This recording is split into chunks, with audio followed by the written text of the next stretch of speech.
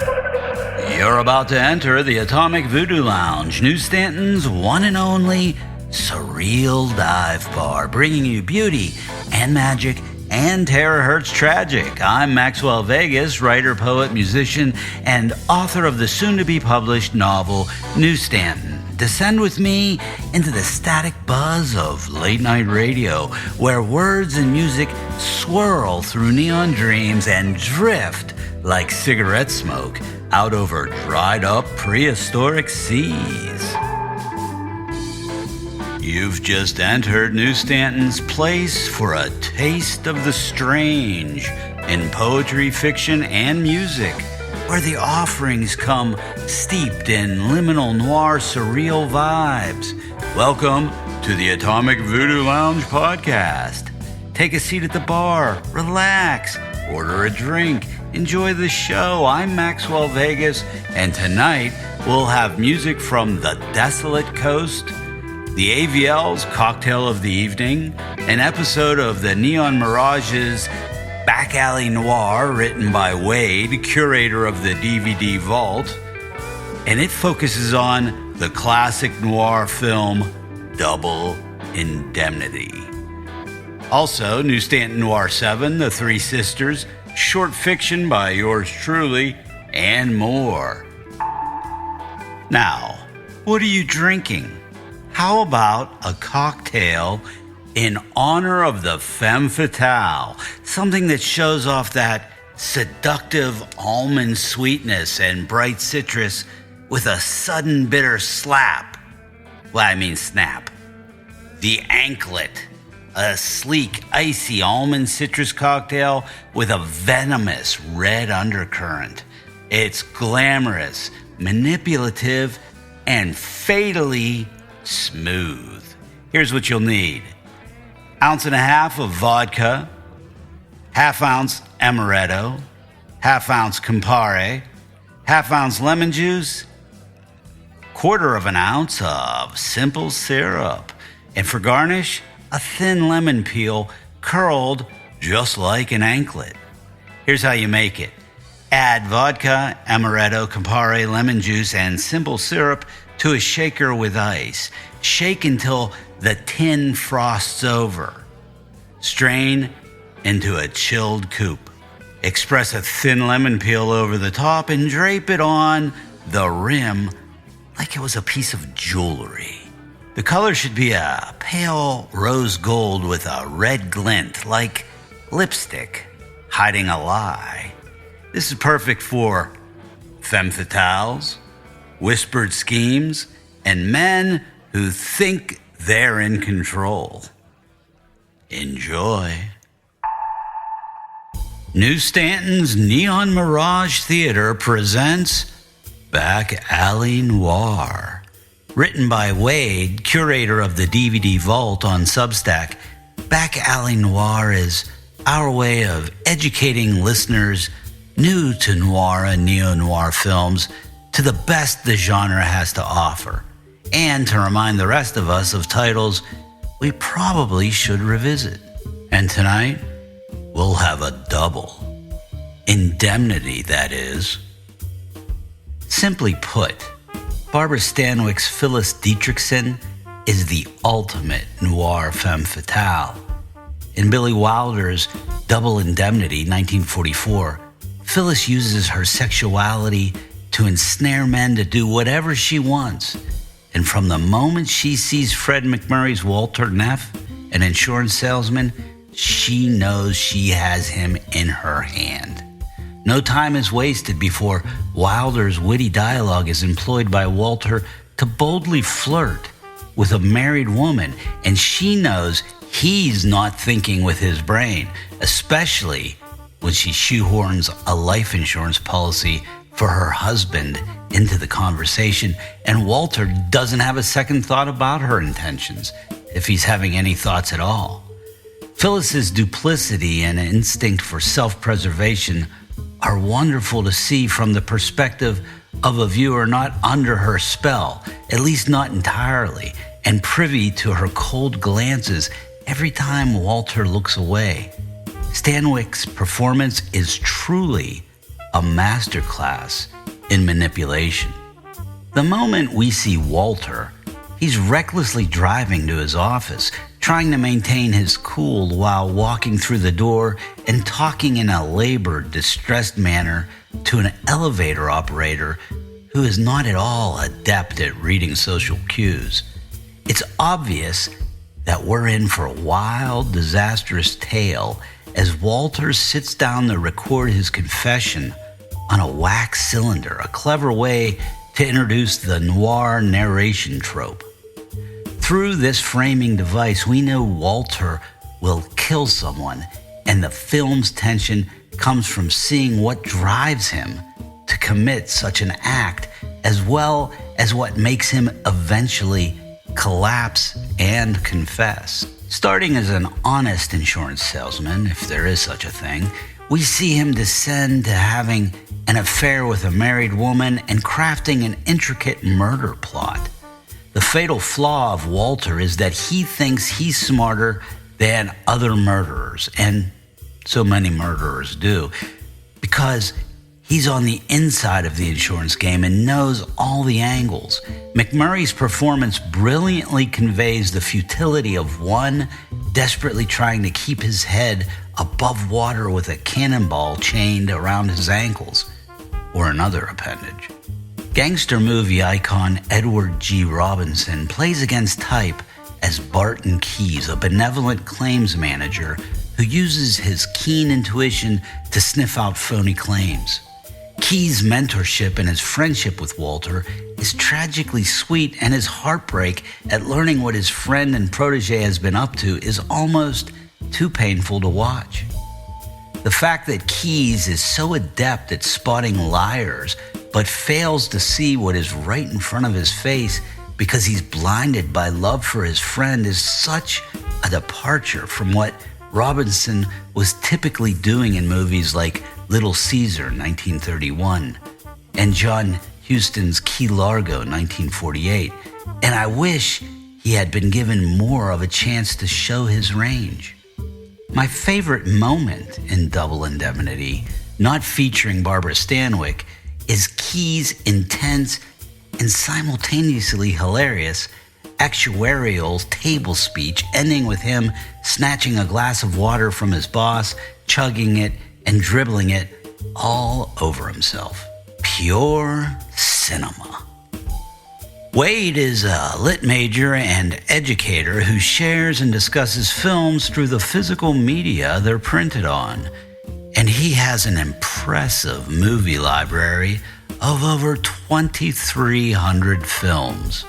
For more of his insightful cinematic discussions, please visit his DVD Vault at dvdvault.substack.com. Here's The Desolate Coast with Space Diner from their LP Without a Planet 2023.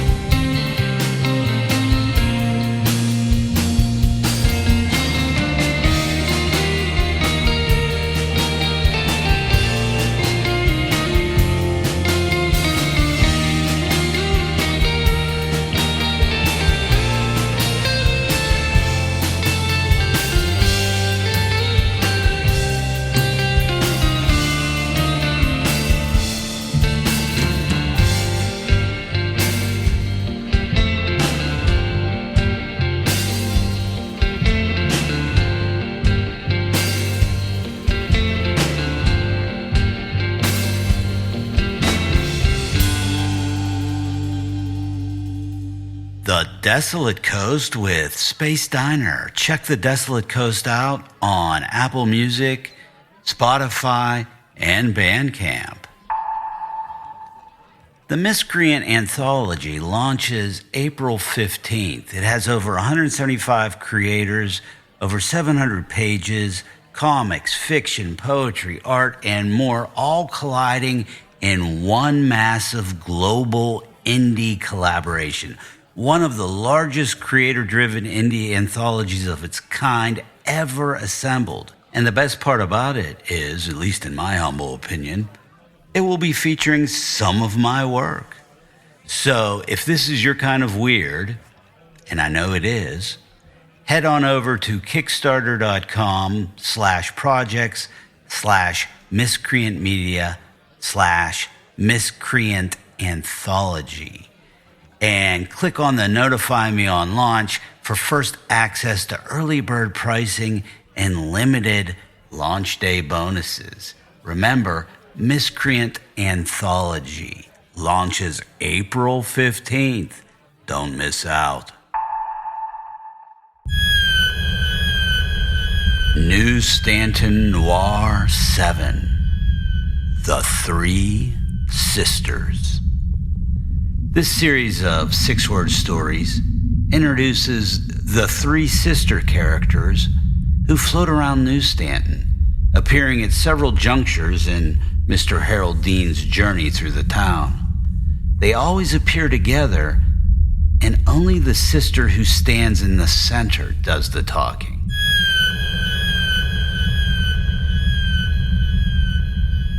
Three midnight sisters, black-clad and raven-beaked. Jaunty caps, fur stoles, waxy cheeks. Swollen feet crammed into once fashionable shoes. Dark offertory chevron against electron skies. Feminine yet sexless. Prescient yet interrogative. What's my name, dear boy? How the hell should I know? You don't know my name, Harold? Should I? I barely remember mine. We three hold the key, boy. Key to what? You shall see. Palsy and dusting powder. Singular gaze. Crone-like apparitions from a lost era. Sullen faces, pursed lips, expectant, waiting. Movement across time, despite theoretical impossibility. Three shadows flying before a storm.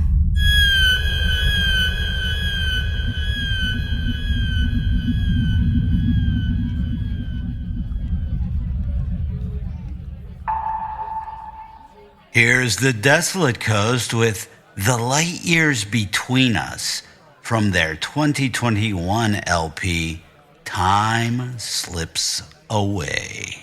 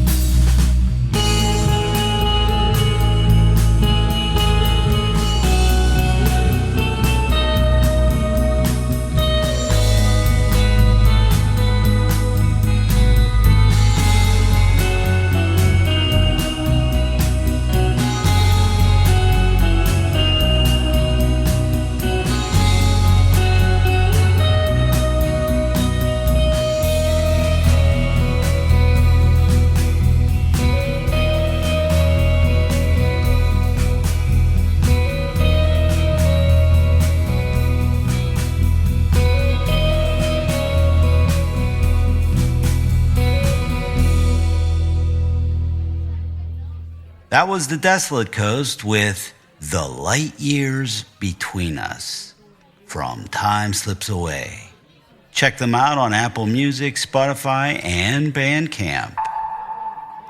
If you're like me and you're drawn to stories you don't fully understand, myths, dream images, quiet feelings that stay with you, I highly suggest you check out the Inward Sea podcast. Each episode basically circles around one question.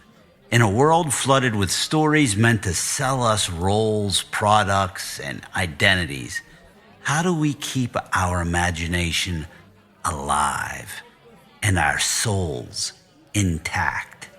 This podcast is so well researched and well produced, and Dimitri's voice is quintessentially encouraging and comforting. If you're into stories, mythology, folklore, and psychology, The Inward Sea is a must-listen experience you cannot pass up. You can find Dimitri and his fabulous podcast at theinwardsea.substack.com, or you can look it up on Spotify or Apple Podcasts. Teacher, a newsstand story by Maxwell Vegas. The professor, tucked away in his usual corner of the Atomic Voodoo Lounge, leaned a threadbare elbow on the bar, saluting the barkeep, Mr. Harold Dean, with his chum and swill cola. Harold was reading one of Mick Curry's newest comic books, the cover illustration showing a raging river flowing through a peaceful field, but the foaming water was really made up of tiny swimming forms, except upon closer examination, the forms weren't actually swimming. They were being carried away, arms and legs flailing and merging and separating in the rushing madness.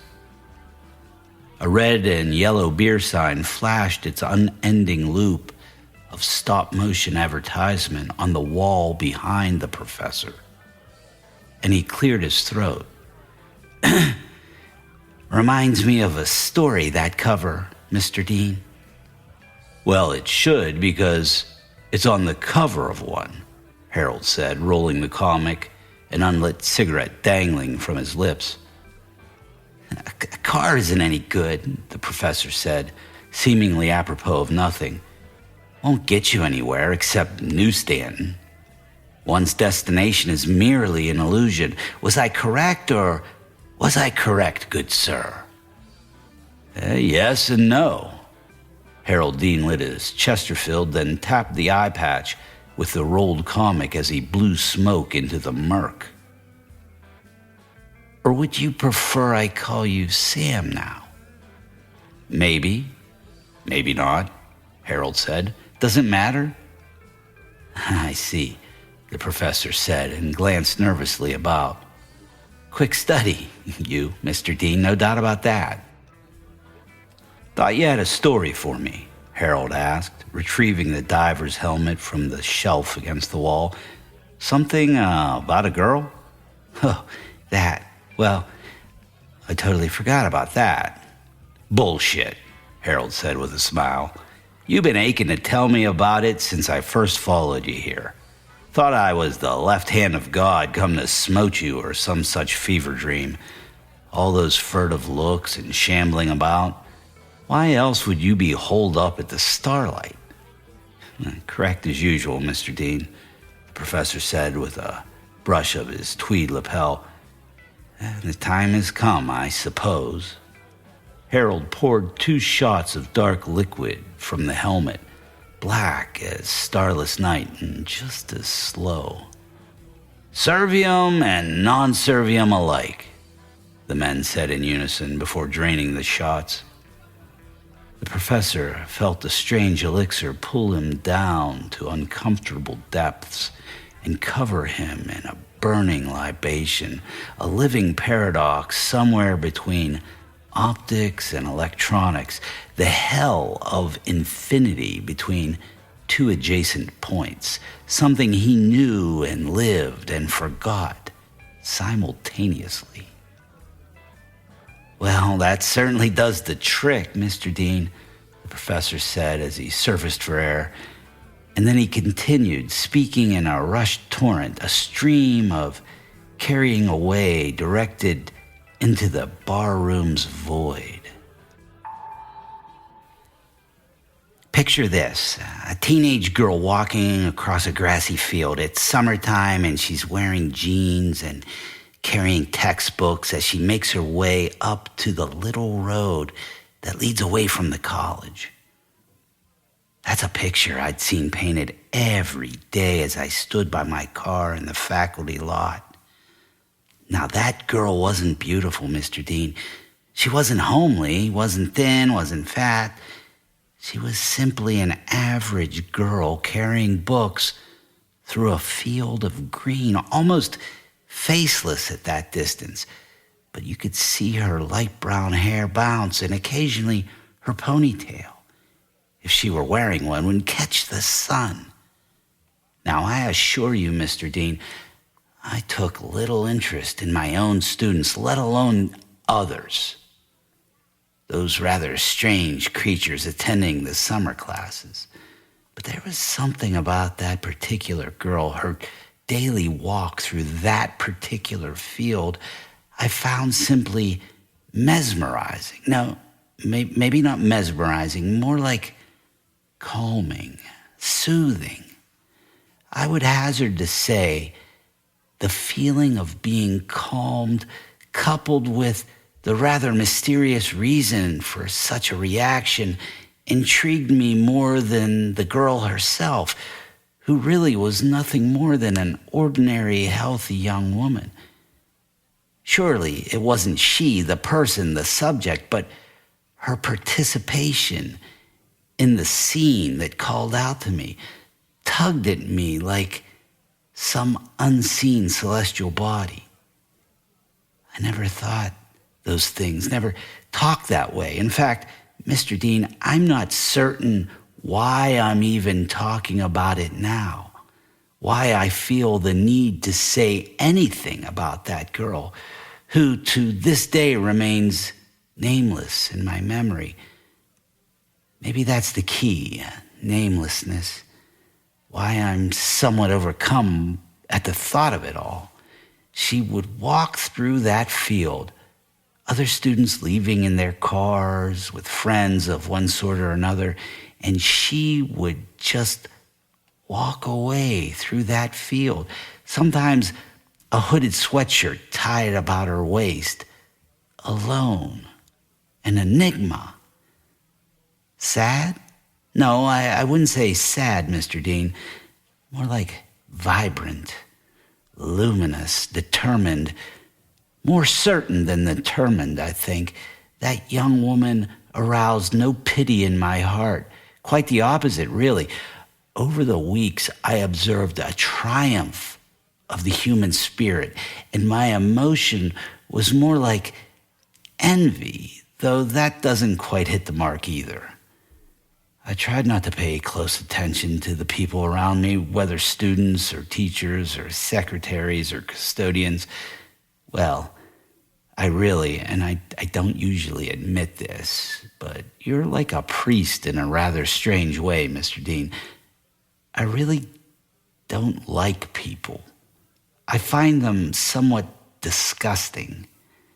And perhaps that's why my marriage didn't work out the way it was supposed to, why my wife left with the children several years before I was gifted with that piece of living art. It's not something I brag about because I never stopped loving them. Not really. I just found them more and more sickening. The wants, the needs, the endless trivial banter between husband and wife, the forced words of encouragement between father and child. Wasn't it enough that I taught all day? Trapped between work and family, Mr. Dean. I'm sure you understand. One attached to the other, endless strings tightening relentlessly. And the only escape I could afford came in a bottle. The detachment from pouring a few every night and then a few more during the day. And we know the way that goes, don't we, Mr. Dean? One evening, some forgotten squabble started by my beloved wife ended with me kneeling on her arms, my hands squeezing her throat, and even from that position she laughed in my face, while the children sobbed, hidden and watchful. There is only so much one can do for others, or at least that's what I told myself. See, we're not so different, you and I, Mr. Dean, regardless of that one-eyed jack look you're giving me. No, I'm not proud of that fact, not in the least, and maybe that's why I've been aching to tell you about it, as you so elegantly put it. Anyway, the following day I was alone. The pressure eased in one way, but not in others. Certainly, I couldn't leave my teaching job. I had to move because of all the support payments. Indeed, after all was said and done, I couldn't afford to stop working, and I couldn't afford to keep living. Well, my finances steadied once I picked up some night and summer classes in addition to my regular teaching load. I didn't have a life to speak of anyway, and even though it was more of the same shit I absolutely hated, it allowed me enough money to get by and keep drinking. My solution was simple, and I think you'll agree, Mr. Dean, quite disciplined. Walk a fine line between edge-softening buzz and abject drunkenness while carrying a spiked coffee cup. And I must admit, it worked well enough. While it worked. Hey, I never claimed to be a saint, Mr. Dean, or work for one, or whatever your official line is these days. In fact, I was sipping on my special coffee the first time I ever saw that girl march across that field. The green and the blue jeans sang to me that day. The effect under July sun was stunning. Her hair bobbing, books held close to her chest.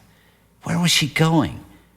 Where would she be once she was no longer there? Sometimes, Mr. Dean, during the following weeks, I would see her along the road as I left the college. She would be listening to music on little headphones, and I would think about the fact that no one picked her up, and that as far as I knew, she was friendless and alone on a back road. Normally, that would strike me as a sorry sight, one more befitting of my life, but no, the sight of her on that open road, listening to music, carrying books, perhaps a spaghetti-strapped tank top exposing a white shoulder, that was joyous and strong, something I felt lacking in most women. It was health and strength. The thought never crossed my mind, Mr. Dean, I swear. I don't want to come off as strident or rigid, but it was strictly against my policy to transport students in my car, just bad for business. On the one hand, I could barely stand them in class. On the other hand, they were all liars, and God only knows what stories they might concoct to bring down the poorest of the poor teacher. Factor in my ever-present buzz, and I'm sure you get the picture. Well, the figure of her on the road gave me the feeling things might be different with her. And each day I drove by her, I slowed the car a little more. Certainly, I should have been concerned for this young woman, I would think. Who in their right mind would hold that against a teacher, for God's sake? Who could say what trouble she might have gotten into, or worse yet, what trouble might have found her on such a lonely road, winding itself between a college and a farm off towards some small crossroads town? I couldn't allow that, Mr. Dean. Yet invariably, I would keep driving. Some cocktail of shame and regret welled inside of me as I watched her traverse the gravel berm in my rearview mirror.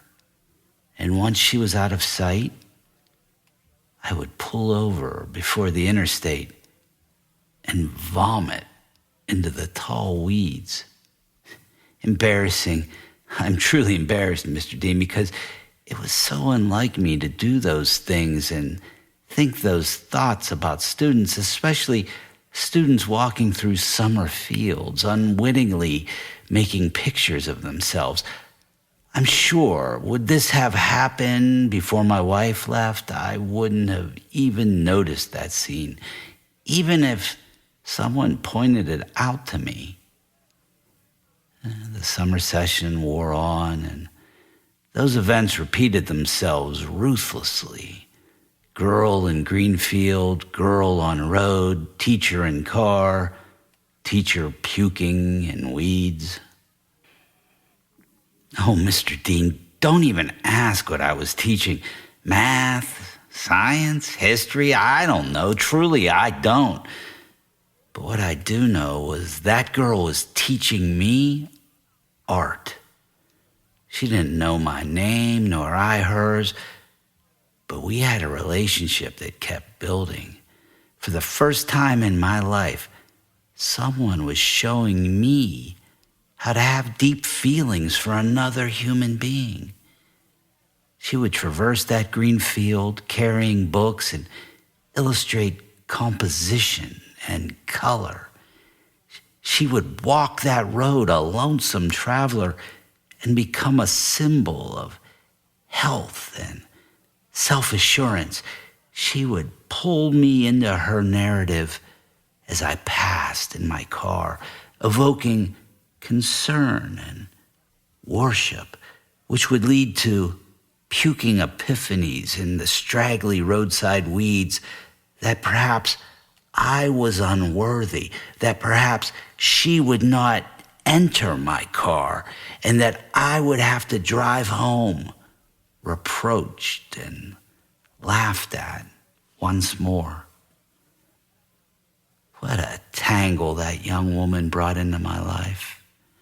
The life of a solitary man who, for the most part, ignored the world and was happy to drink vodka in a small apartment kitchen and sleep the sweating, fitful sleep of alcoholism in a small twin bed.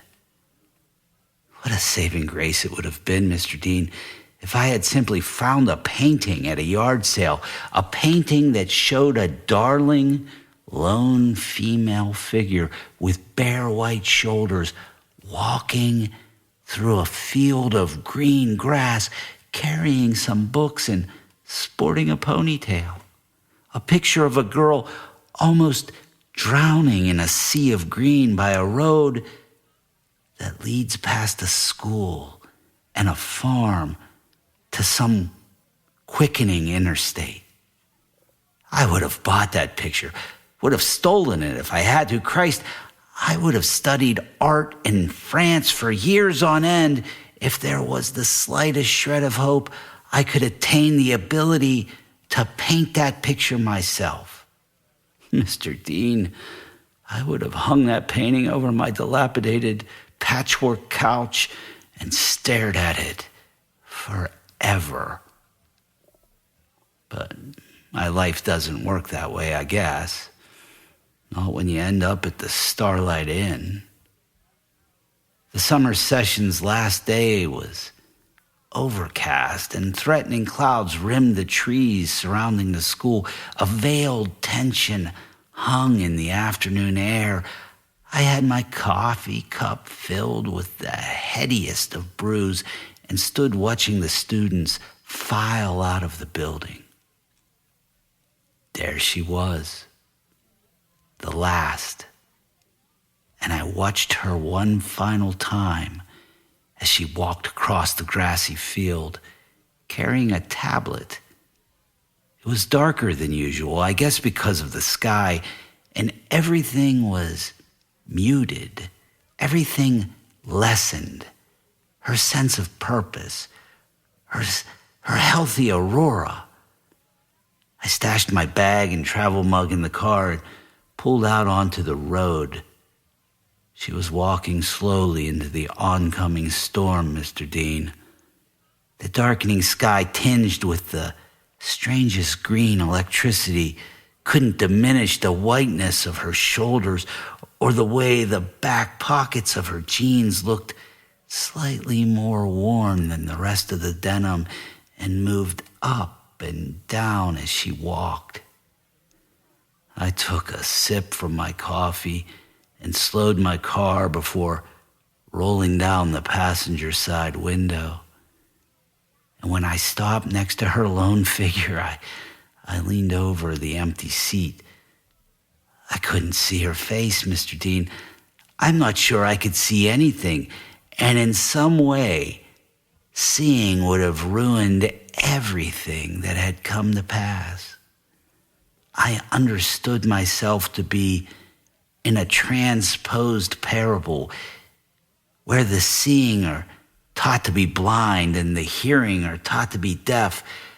The grace and beauty of those things are as unimaginable as language is to the detritus upon which we are sown. There, beside her lone figure, tucked away in my car, I said, "Normally I wouldn't do this, but do you want a ride?" The professor tipped back his chum and swill, draining the glass in one swallow. "And you woke up at the Starlight Inn?" Harold Dean asked as he set a fresh one down on the bar. "No, I woke up in the weeds covered in my own vomit. No car, no nothing, no road even, just weeds on the edge of town, if this place even has an edge. But eventually, I made it to the Starlight, yeah." Behind the professor, the neon sign blinked its silent pantomime of a beer glass, filling by degrees, all yellow and red against the wall. "And the girl?" Harold asked. "What about the girl?" "The girl?" The professor straightened his jacket. "Yeah, the girl." "Well, now that is interesting, Mr. Dean," the professor said. "I ended up giving her a name."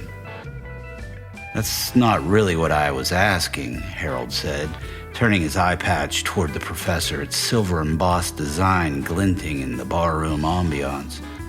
"But okay, you gave her a name. And what would it have been?" "It's not would have been, Mr. Dean. It still is. I should have smitten you with both hands that day I followed you, you shabby professor of God knows what." Harold turned his right eye, brown and ringed in darkness, toward the professor. "And what is it still?" "Lucinda," the professor said. "I named her Lucinda." "Like Mick Curry's lady?" "Yeah, just like," the professor said, staring into his drink. "Well, sorry about that, Ned," Harold said with a chuckle. "Droll, Mr. Dean, very droll. I always said you're not as uneducated as you look." Harold reached under the bar and produced a new comic, its cover a send-up of the old noir The Killers, with a Burt Lancaster look-alike holding a pistol to a refrigerator. The text read, "Dreadnought Martinis, The Chillers, the ruthless drama of a man who gambled his luck, his love, his lunch." "And you're nowhere near as clever as you'd like to believe, Mr. Dean." And the professor polished off the first of his many last chum and swills for the night.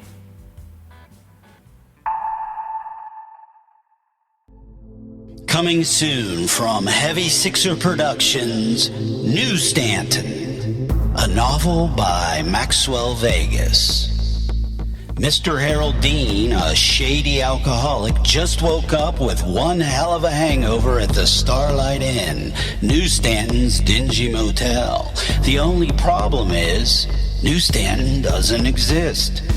Join Mr. Dean on this postmodern night journey through buried memories, liminal spaces, and treachery as he searches for his sole means of escape, a blue 1964 Chevy Malibu. Will he be able to find his car before the evil Dr. Freytag does? Can Mr. Dean trust a host of bizarre characters to help him solve the mysteries of his own dysfunction and accept that New Stanton is exactly where he needs to be? The answer to these questions and many more lies scattered across New Stanton, a town that sits on the edge of a dried-up prehistoric sea, a town that exists inside and down.